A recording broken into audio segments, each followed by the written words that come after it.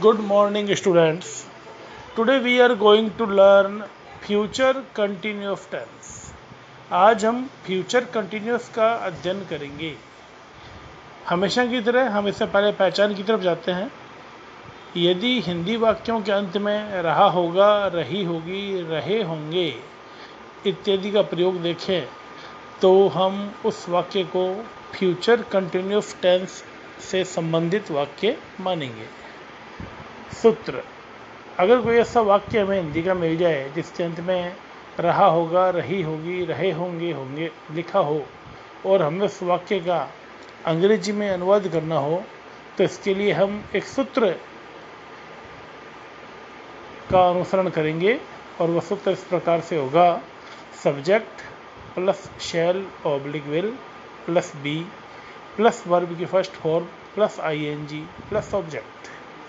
जैसे उदाहरण के लिए हमने एक वाक्य लिया है, मैं कल इस समय एक पाठ पढ़ रहा होऊंगा। यह इसका अंतिम शब्द है। रहा होऊंगा एक पहचान है फ्यूचर कंटिन्यूस टेंस की। अब हम इसका अनुवाद करते हैं। जैसा कि हम पहले वाले टेंस में पढ़ चुके हैं कि फर्स्ट पर्सन के साथ शैल का प्रयोग होता है, जबकि सेकंड और थर्ड पर्सन के साथ में विल का प्रयोग होता है। यहाँ पर आई फर्स्ट पर्सन है, अतः हम शैल का प्रयोग करेंगे। I shall be reading a lesson tomorrow at this time. अब हम अगर इसी वाक्य को नेगेटिव रूप में लिखना चाहें तो हम लिखेंगे I shall not be reading a lesson tomorrow at this time. अगर हम इसी वाक्य को इंटेरोगेटिव अर्थात प्रश्नवाचक बनाना चाहें तो हम लिखेंगे shall I be reading a lesson tomorrow at this time. और यदि अगर हम इसका इंटेरोगेटिव नेगेटिव बनाना चाहें तो हम लिखेंगे shall I not be reading a lesson tomorrow at this time. इस प्रकार हमने इफ टेंस की पहचान, सूत्र और एक उदाहरण को ध्यान से देखा है। पहचान को हम फिर से बता दें आपको। वाक्य के अंत में रहा होगा, रही होगी, रहे होंगे। और सूत्र subject plus shall oblique will plus be plus verb की फर्स्ट फॉर्म प्लस आईएनजी और ऑब्जेक्ट। इसी सूत्र का पालन करते हुए हमने नीचे वाला वाक्य बनाया है। नेगेटिव वाक्य बनाते समय शैल और बी के बीच में नोट लगेगा। इंटेरोगेटिव वाक्य बनाते समय शैल आगे चला जाएगा, सब्जेक्ट बीच में आएगा और सब्जेक्ट के बाद में बी लगेगा, अर्थात शैल और बी के बीच में सब्जेक्ट आएगा। और जब इंट्रोगेटिव नेगेटिव बनाएंगे तो शैल और सब्जेक्ट के बाद नोट लगेगा, शैल आई नॉट बी, जैसा कि आपको उदाहरण में स्पष्ट हो जाएगा। अब हम बात करते हैं फ्यूचर टेंस के प्रयोग के बारे में कि फ्यूचर टेंस का प्रयोग कहाँ किया जाता है। इसका प्रयोग एक साधारण टेंस की तरह होता है। जैसे there is an extra class tomorrow, कल एक एक्स्ट्रा क्लास है। विद्यालय में कई बार एक्स्ट्रा क्लास लगती है, हमने इसी का एक उदाहरण दिया है। There is an extra class tomorrow, the student will be studying in the school at this time. कल विद्यालय में एक एक्स्ट्रा क्लास है और विद्यार्थी उस समय स्कूल में पढ़ रहे होंगे।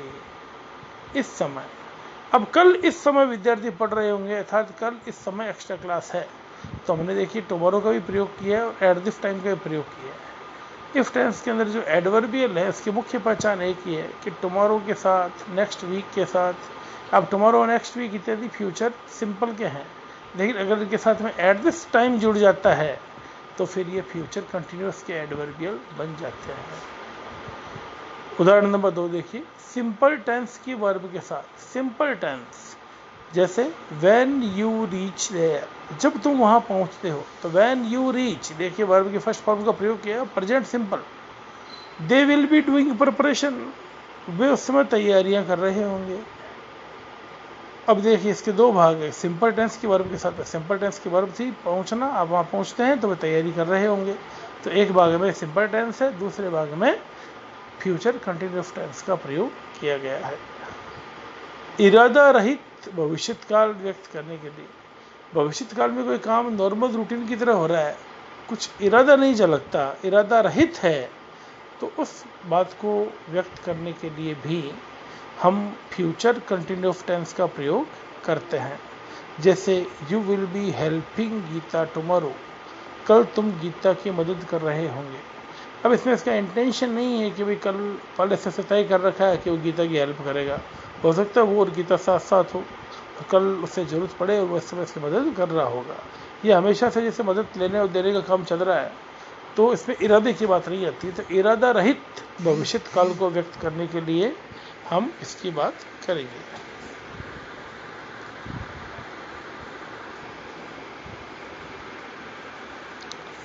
अब हम इसी टेंस को आगे बढ़ाते हुए एक बार वापस इसके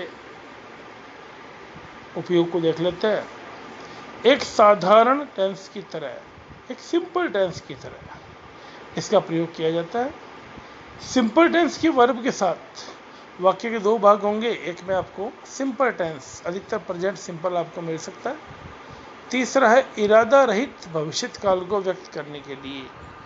कोई इरादा नहीं है, नॉर्मली हम भविष्य काल में जो काम करते हैं उसी तरह का काम करते समय हमें इफ टेंस का प्रयोग करना होगा। और अब हम इसी का चौथा उदाहरण देते हैं आपके सामने।